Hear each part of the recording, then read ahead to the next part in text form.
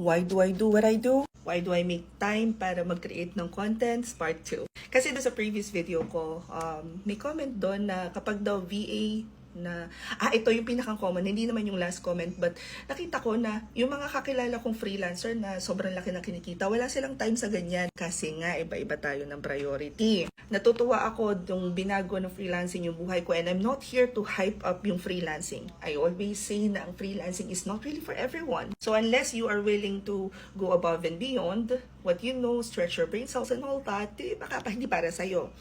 However, yung mga comment na ganito, it makes everything worth it. This is Eman, this is Jeka, and they were part of the very first batch na tinrain ko back in 2013. Nung time na yon si Eman pa lang ang nakapag face-to-face because si Jeka ay pregnant. And again, this was in 2013. Fast forward 10 years, sila is 10 years na ng mga freelancers. Sa bahay na rin sila nag-work, parang ako. And alam nyo, since 2013, parang ang dami nang nabago. Like from the very start, yung mga tinuro ko noon hindi na applicable ngayon. And tuloy-tuloy lang ako sa paggawa ng contents. Most of my contents, siguro simula 2015 nung mag-start ako mag-vlog, they'd only get maybe 50, 100 views. And I didn't give a shit. Kasi nga, ang goal ko, alam nyo, yung iba, hindi ko alam kung bakit ganon. But, ako ang goal ko lang talaga is nakakalungkot yung naramdaman kong bigla. Because I see a lot of people, they would say, gusto nilang makatulong, ganyan.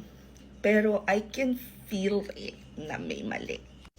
So, alam mo yun, parang ang dami ngayong content creators na sasabihin na gusto nilang makatulong, pero kukunti yung mga tao na nakikita mo talaga na dama mo na alam mong tutulong. Kasi parang karamihan ng tao ngayon na gumagawa ng content is not para tumulong but for the clout. And it's kind of hard kasi paano mo masusustain yung content creation mo kung hindi ganun kalalim yung why mo.